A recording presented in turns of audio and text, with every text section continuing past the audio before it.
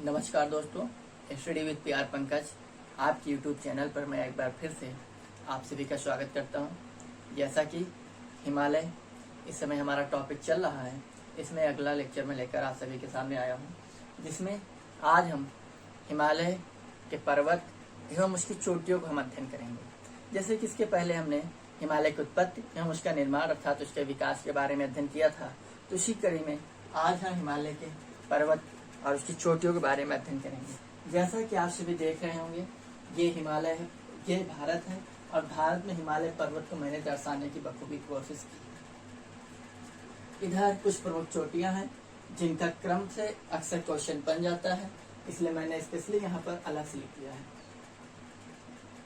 तो चलिए एक बार हम हिमालय के बारे में अध्ययन कर लेते। पहले जैसे कि हिमालय को मैंने आपको बताया था 3 पर्वत श्रेणियों में बांटा गया है, लेकिन अगर हम ट्रांस हिमालय को भी मिला लें तो 4 पर्वत श्रेणियां हो जाती हैं, जिसमें से ये 4 समानांतर पर्वत श्रेणियां हैं। ट्रांस हिमालय, जो कि ये वाला हिस्सा मैंने आपको लिख रखा है, ये इधर मैंने ट्रांस हिमालय लिख रखा है। फिर इसके बाद ये 3 पर्वत श्रेणियां आपको नजर आ रही होंगी।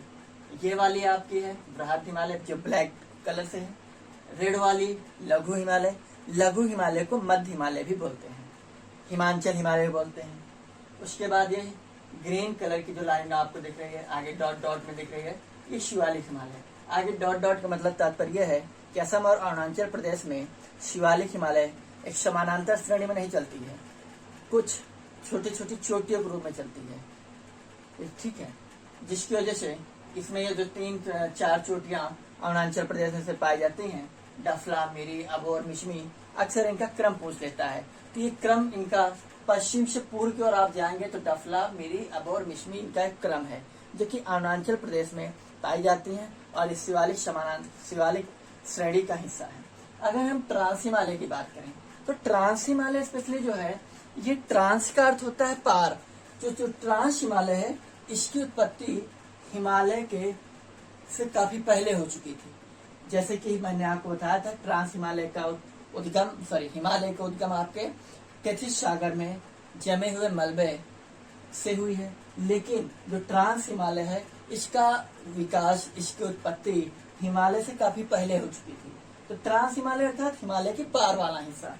अब दूसरी चीज, ट्रांस हिमालय में 3 पर्वत श्रेणियां आती हैं। वो 3 पर्वत श्रेणियां हैं काराकोरम, लद्दाख और जास्कर। ये मैंने लिख रखी है। ग्रीन कलर की जो लाइन है, ये काराकोरम पर्वत श्रेणी है। ब्लैक कलर की जो है, ये लद्दाख पर्वत श्रेणी है और ग्रीन कलर की जास्कर है। जास्कर और लद्दाख के मध्य से सिंधु नदी प्रवाहित होती है। कई बार क्वेश्चन बना है, तो आपको पता होना चाहिए कि जास्कर और लद्दाख पर्वत श्रेणी के मध्य से सिंधु नदी प्रवाहित होती है। सिंधु नदी चेमा युंगडुंग ग्लेशियर से निकलती है, जो कि तिब्बत में स्थित है, मानसरोवर झील के समीप स्थित है। कहाँ से? चेमा युंगडुंग ग्लेशियर। मैं लिख रहा हूँ, आप ध्यान से नोट्स बना रहे हैं, अच्छी बात है। चेमा युंगडुंग ग्लेशियर, ग्लेशियर अर्थात उसको हिम नदी बोलते हैं, ठीक है। अर्थात वो पूरा एरिया बर्फ से जमा हुआ होता है, वो पूरा मैदान चेमा युंगडुंग ग्लेशियर से निकलती है। अब आपके दिमाग में बर्फ से जमा होता है तो कैसे? गर्मी के सीजन, जब गर्मी में पड़ती है तो पानी, बर्फ पिघलती है तो पानी जो निकलता है उससे। तो सिंधु नदी आगे जाकर जम्मू कश्मीर और लद्दाख, जम्मू कश्मीर से प्रवेश करती है और लद्दाख होते हुए सिंधु नदी आ जाती है। सिंधु नदी जो है, भारत और पाकिस्तान के बॉर्डर पर सिंधु गाज का निर्माण करती है। किसका गाज का निर्माण करती है? सिंधु गाज। अब आपके दिमाग में गाज किसे कहते हैं, तो आप यहीं पर जान लीजिए, गाज जो है इसलिए आईनुमा आकृति को गाज बोलते हैं। अब गाज की उत्पत्ति क्या होती है? गाज स्पेशली में वे नदियां गाज का निर्माण करती हैं जो पूर्ववर्ती नदियां होती हैं। जैसे सपोज दैट ये नदी प्रवाहित हो रही है, क्लियर, और किसी पर्वत या चोटी का उत्थान हो रहा है, तो ये पर्वत या चोटी का उत्थान हो रहा है, तो ये आगे जाकर ये ऐसे उत्थान हो रहा है, लेकिन ये नदी ने अपना एरिया नहीं बदला, अपनी दिशा, अपना मार्ग बदला नहीं है, जिसकी वजह से ये पर्वत जो है, जिसका उत्थान हो रहा था, ये उत्थान तो हो रहा है, अगल बगल उत्थान हो रहा है, इधर उत्थान हुआ है और इधर उत्थान हुआ है, लेकिन बीच में ये जैसे जैसे उत्थान हो रहा था, तैसे तैसे ये इसको काट रही थी, जिसकी वजह से पर्वत जितना ऊंचा चला गया उसकी गहराई उतनी ज्यादा होती गई, जिसकी वजह से इसको गार्ज बोलते हैं। गार्ज से भी गहरी मतलब घाटी से गहरा जो होता है उसको गार्ज बोलते हैं, और गार्ज से भी जो गहरा होता है उसको कैनियन बोलते हैं। क्लियर? क्या बोलते हैं? कैनियन। तो सिंधु गार्ज का निर्माण कहाँ होता है? भारत पाकिस्तान के बॉर्डर पर, स्पेशली लद्दाख में आप उसको आंसर टिक कर सकते हैं। क्लियर? तो ये काराकोरम, काराकोरम पर्वत श्रेणी भारत की सबसे उत्तरी पर्वत श्रेणी, अर्थात भारत में स्थित हिमालय की सबसे उत्तरी पर्वत श्रेणियों में काराकोरम है। और काराकोरम लद्दाख और जांचकर ये मुख्य हिमालय का हिस्सा नहीं, ट्रांस हिमालय का हिस्सा है। क्लियर? तो ये 3 प्रमुख पर्वत श्रेणियां थी। अब इनकी कुछ चोटियां हैं, जैसे काराकोरम। काराकोरम पर स्थित है केटू, ये मैंने लिख रखा है केटू। केटू के गॉडविन ऑस्टिन बोलते हैं। क्या बोलते हैं? Godwin Austen. केटू क्या होता है? काराकोरम जैसे पर्वत श्रेणी है, वैसे काराकोरम नामक की 4-5 श्रेणियां हैं, वैसे ही उनमें चोटियां हैं। तो K2, K1, K2, K3, K5, अर्थात के मतलब काराकोरम। तो काराकोरम 2 नामक जो पर्वत जो चोटी है वो भारत की सबसे ऊंची चोटी और दुनिया की दूसरी सबसे ऊंची चोटी। लेकिन आपकी जानकारी के लिए मैं बता दूं, काराकोरम K2 गॉडविन ऑस्टिन ये दुनिया की सबसे ऊंची चोटी है, भारत की सबसे ऊंची चोटी है, लेकिन ये हिमालय पे स्थित नहीं है, ये ट्रांस हिमालय की हिस्सा है। इसीलिए जब भी आपसे क्वेश्चन पूछा जाए कि हिमालय पर स्थित भारत की सबसे ऊंची चोटी कौन सी है, तो आपको पता होना चाहिए, मैंने आपको पिछले लेक्चर बताया भी था, वो है कंचनजंगा। कौन सी है? कंचनजंगा, जो कि सिक्किम पर है, सिक्किम और तिब्बत के बॉर्डर पर है। स्पेशली वो हम उसको भारत का हिस्सा मानते हैं, कंचनजंगा को। क्लियर? दूसरी चीज ये है लद्दाख पर्वत श्रेणी, ब्लैक कलर की जो लाइन है, ये रेड वाली जो लाइन है ये सिंधु नदी है। और एक चीज जान लीजिए, जो लद्दाख पर्वत श्रेणी है ये 2 नदियों के मध्य प्रवाहित होती है। लद्दाख के दक्षिण में आप देख रहे हैं सिंधु नदी है, लेकिन इसके उत्तर में जगह कम थी, स्पेस कम था, जिसकी वजह से इसके उत्तर में श्योक नदी प्रवाहित होती है। कौन सी नदी? श्योक नदी। और एक चीज जान लीजिए, सिंधु के उत्तर में लेह स्थित है, ये कई बार क्वेश्चन पूछा गया है।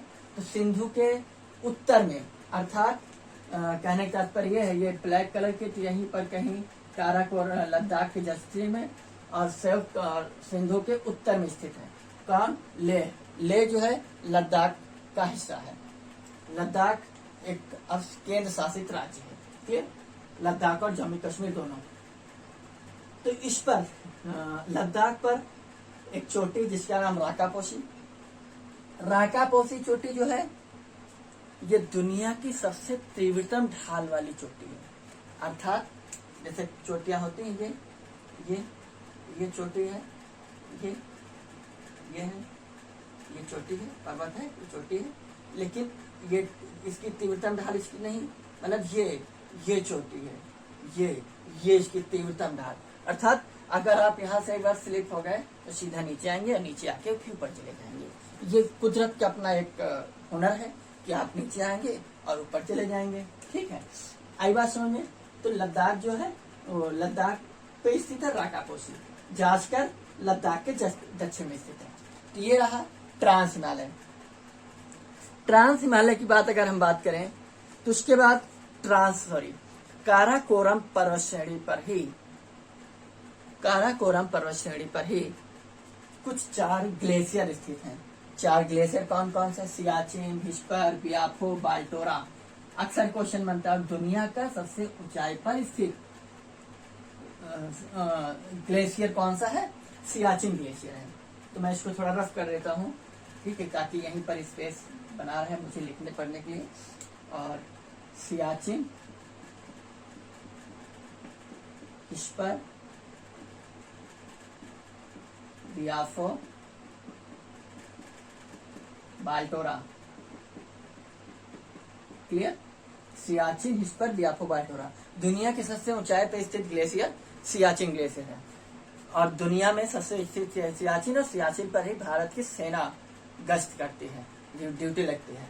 तो दुनिया की सबसे ऊंचाई पर स्थित किस देश की सेना ड्यूटी करती है? तो भारत की, हिंदुस्तान की। ठीक है, सियाचिन, व्हिस्पर, बियाफो, बाल्टोरा, ये 4 प्रमुख क्या है? ग्लेशियर है, जो काराकोरम पर्वत श्रेणी पर पाए जाते हैं। दूसरी चीज अगर बात करूं तो अब ये हिमालय की मैं बात करता हूँ, मुख्य हिमालय की, वृहद हिमालय, लघु हिमालय और शिवालिक हिमालय। अगर वृहद हिमालय को सर्वोच्च हिमालय बोलते हैं, इंग्लिश में ग्रेटर हिमालय बोलते हैं, इसको आंतरिक हिमालय भी बोलते हैं। अब पॉइंट फंस गया कि आंतरिक हिमालय क्यों बोलते हैं। देखिए, हिमालय की जो आकृति है चाप नुमा है। चाप, मैथ में चाप लगाते हैं हम, ये ऐसे, क्लियर। ये तो ये जो है इसकी आकृति, सपोज दैट ये एक गोला है, क्लियर, समझने की कोशिश कीजिएगा। तो इसकी ये वाली जो लेयर है ये सबसे अंदर है, तो ये आंतरिक हो गया। ये मध्य में है तो मध्य हो गया, ये दक्षिण में है तो बाह्य हो गया। वैसे ही ये है, ये अंदर है। अब देखो कैसे समझिएगा, इसको मैं रफ कर देता हूं, आधा हिस्सा। ये वाला जो है चापाकार इसकी आकृति है हिमालय की, तो ये वाला आंतरिक हिमालय अर्थात वृहद हिमालय, ग्रेटर हिमालय। ये मध्य में है तो मध्य हिमालय, लघु हिमालय, और ये सबसे बाहर है, दक्षिण में है तो बाह्य हिमालय या शिवालिक हिमालय, इसी को बोलते हैं। क्लियर, ये बात इतनी समझ में। ट्रांस हिमालय और वृहद हिमालय के मध्य में, मतलब इनको डिवाइड कौन करता है, कैसे हम जानेंगे एक दूसरे से अलग है। तो इनको डिवाइड होते हैं सचर जोन से। सचर जोन ITSZ, ITSZ का फुल फॉर्म है Indian Tsangpo suture zone, Indian Tsangpo suture zone, Indian सांपो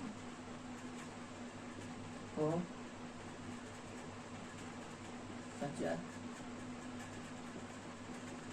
zone, ठीक है। Indian Tsangpo suture zone, ITSZ जो है लघु वृहद हिमालय को ट्रांस हिमालय से पृथक करता है। और दूसरी चीज, और दुनिया की 10 सबसे ऊंची चोटी इसी वृहद हिमालय पर ही स्थित है। कहाँ पर स्थित है? वृहद हिमालय पर। वो चोटियां कौन सी हैं ये मैंने लिख रखा है। वृहद हिमालय यानी हिमालय की सबसे पूर्वी पश्चिमी चोटी कौन सी है? ये है आपका नंगा पर्वत, गेट है ये नंगा पर्वत, हिमालय की सबसे पश्चिमी चोटी है। और हिमालय की सबसे पूर्वी चोटी है, इसका नाम है नामचा बारवा। नामचा बारवा हिमालय की सबसे पूर्वी चोटी है। हिमालय की सबसे पश्चिमी चोटी नंगा पर्वत। नंगा पर्वत भारत में नहीं है, पाकिस्तान में। क्लियर? यही हिमालय आगे जाकर पश्चिम में 2 श्रृंखलाओं में विभक्त हो जाता है, 2 भाग में डिवाइड हो जाती है। इसकी एक श्रृंखला है अफगानिस्तान चली जाती है, मैंने लिख रखा है हिंदकुश। अफगानिस्तान में अर्थात हिमालय को अफगानिस्तान में हिंदकुश के नाम से जानते हैं, और हिमालय को पाकिस्तान में सुलेमान के नाम से जानते हैं। सुलेमान ब्रैकेट में पाकिस्तान। क्लियर? इतनी बात क्लियर है। आगे दुनिया की 10 सबसे ऊंची चोटियां वृहद हिमालय पर ही स्थित हैं। उनमें से कुछ प्रमुख है। नंगा पर्वत इधर मैंने नहीं लिखा है, तो यहाँ पर नंगा पर्वत से लेकर यहाँ पर नामचा बारवा नहीं लिखा, ये नामचा बारवा तक है। 1 2 3 4 5 6 7 8 9 10 11 12, कुछ 11-12 चोटियां हैं। क्लियर? इनमें से ये कुछ ये ब्लैक कलर से जितनी भी चोटियां लिखी हैं, ये सारी की सारी उत्तराखंड में स्थित है। ये क्रम है पश्चिम से पूर्व, ये पूरब से पश्चिम का। तो बंदरपुछ, कामेत, बद्रीनाथ, त्रिशूल और नंदा देवी, ये जो चोटियां हैं ये उत्तराखंड में आपके स्थित है। कहाँ पर स्थित है? उत्तराखंड में स्थित है। वहीं पर धौलागिरी, अन्नपूर्णा, मंसालू, गौरी शंकर, छोयो, एवरेस्ट, मकालू, ये आपकी स्थित है। कहाँ पर? ये आपकी स्थित है रेड कलर की सारी नेपाल में स्थित है। उसके बाद कंचनजंगा, कंचनजंगा आपकी इसके अर्थात सिक्किम में स्थित है। क्लियर? उसके बाद एवरेस्ट, एवरेस्ट दुनिया की सबसे ऊंची चोटी है। अब जैसे एक चीज यहाँ पर मुझे याद आ गई, कल के लेक्चर में मैंने बोल दिया था कि हिमालय की जो हाइट है 4,448, सॉरी वो 4,448 ना होकर 8,848 था, और आज वर्तमान में 8,850 मीटर है। ठीक है, तो कृपया इसको मैंने पिछले लेक्चर में पिन अप भी कर दिया था कमेंट को लिखकर, और लेकिन अगर आपने ध्यान नहीं दिया तो आज इसको ध्यान दे दीजिए। और प्लीज पिछले लेक्चर में जाकर इसको अगर आपने लिख लिया 4447 तो सॉरी, उसको आप सही कर लीजिए जाकर। 8850 वर्तमान क्या है, हिमालय की सबसे ऊंची चोटी माउंट एवरेस्ट की ये हाइट है।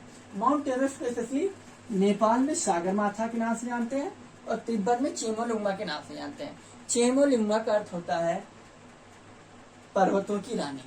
क्या अर्थ होता है, पर्वतों की रानी। क्लियर। और बद्रीनाथ, केदारनाथ, ये सारी चोटियां आपकी उत्तराखंड में ही स्थित है। कहाँ पर स्थित है, उत्तराखंड में। तो कंचनजंगा के बारे में मैंने आपको बताया था कि कंचनजंगा हिमालय पर स्थित भारत की सबसे ऊंची चोटी है। क्लियर। और यहीं पर वृहद हिमालय से ही आपकी गंगा निकलती है, गंगा नदी। दो ग्लेशियर स्थित है वृहद हिमालय पर, यमुनोत्री और गंगोत्री। गंगोत्री से गंगा नदी और यमुनोत्री से यमुना नदी निकलती है। ये दोनों ग्लेशियर आपके वृहद हिमालय पर स्थित है, जहां से आपकी कौन सी निकलती है, दो नदियां, यमुना और गंगा। क्लियर। उसके बाद हम लघु हिमालय की बात करें। लघु हिमालय आपका ये रेड कलर की जो लाइन मैंने आपको बनाई डॉट डॉट, ये है लघु हिमालय। लघु हिमालय स्पेशली क्या है, ये पर्वत श्रेणियों में बटा हुआ है। तो जैसे ये वाली सबसे, इसकी जो सबसे पश्चिमी श्रेणी है ये है पीर पंजाल। कौन सी है, यहाँ लिखा हूं, पीर पंजाल। ध्यान से देखना थोड़ा, ये चीज जो मैप है ये थोड़ा मतलब क्या बोलते हैं उसको गजीन हो गया मतलब दिखने में, इसलिए मैं एक एक चीज बिल्कुल स्पष्ट तरीके से आपको बताने की और समझाने की कोशिश कर रहा हूँ। तो प्लीज इसको समझने की कोशिश कीजिएगा। पीर पंजाल के बाद आपकी हिमाचल, पीर पंजाल आपकी जम्मू एंड कश्मीर पड़ती है, लेकिन ये धौलाधार आपकी हिमाचल प्रदेश में पड़ती है और हिमाचल स्पेशली धौलाधार पर्वत श्रेणी पर ही स्थित है। क्लियर।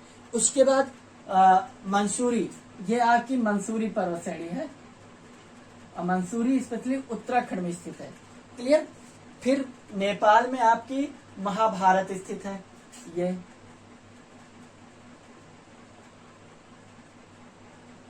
महाभारत। क्लियर। हिमालय को कई बार बुकों में आपको मिलेगा कि नेपाल में महाभारत के नाम से जानते हैं, तो इसलिए एक वो पर्वत श्रेणी है लघु हिमालय की जिसको महाभारत के नाम से जानते हैं। ठीक है। और भूटान में काला पर्वत के नाम से जानते हैं। भूटान में किसके नाम से जानते हैं इसको, काला पर्वत के नाम से। क्लियर। आगे बात समझ में।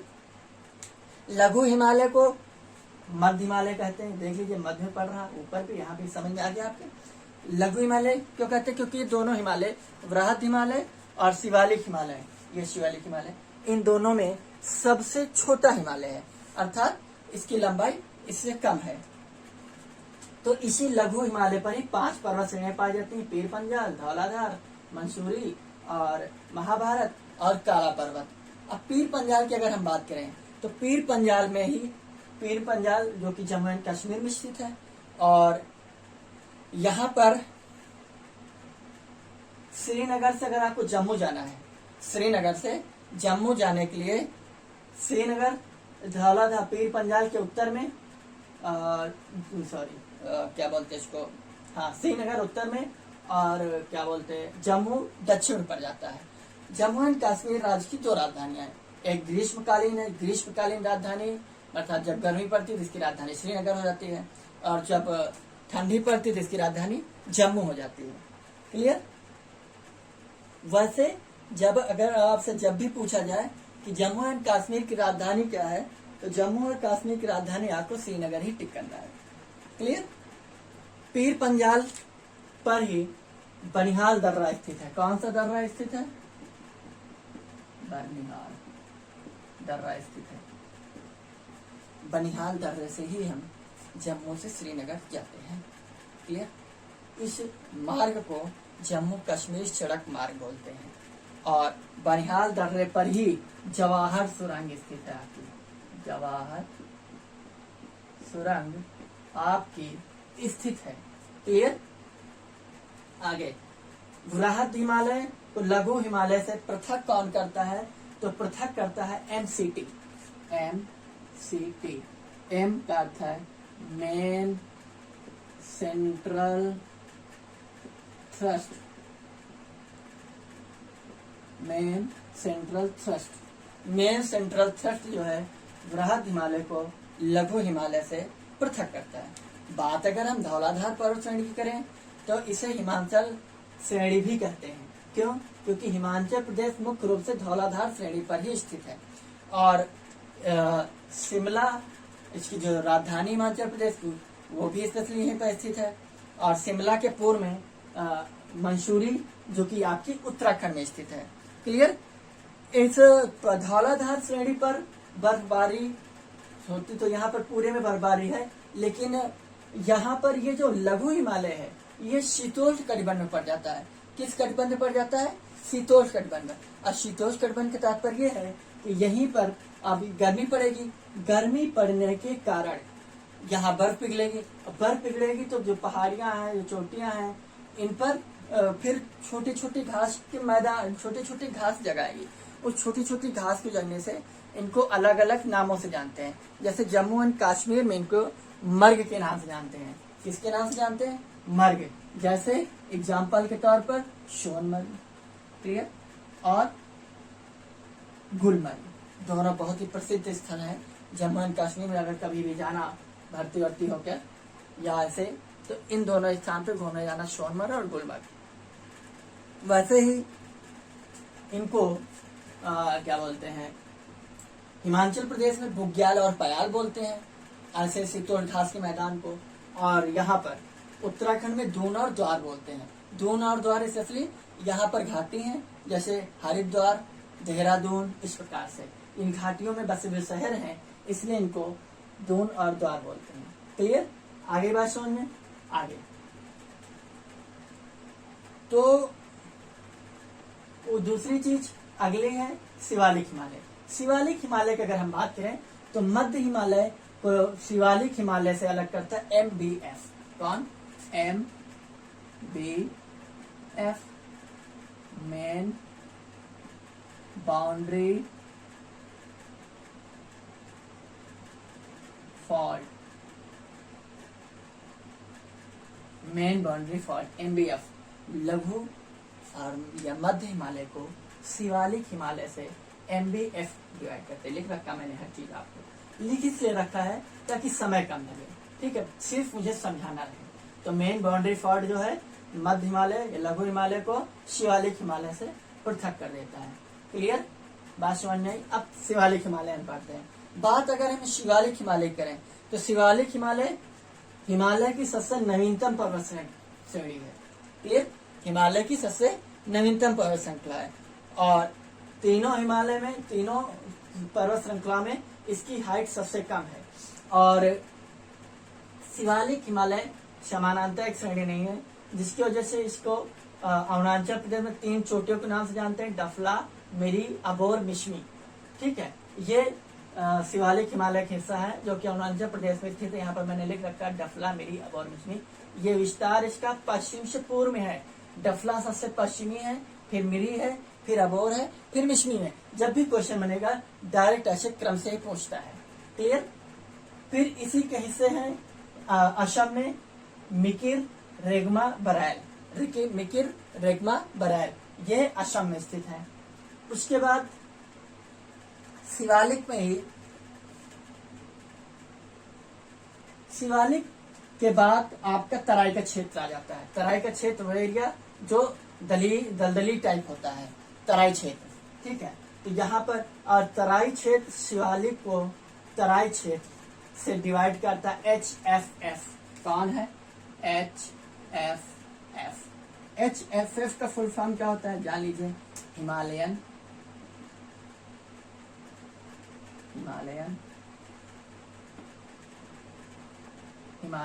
Frontal fault. Clear? Himalayan frontal fault किसको? तराई क्षेत्र को शिवालिक हिमालय से पृथक करता है। तराई क्षेत्र के बाद आपका उत्तर भारत का मैदान शुरू हो जाता है। क्लियर? आगे बात समझ में? उसके बाद यहाँ पर आइए, ये वाला एरिया, ये है आपका मेघालय।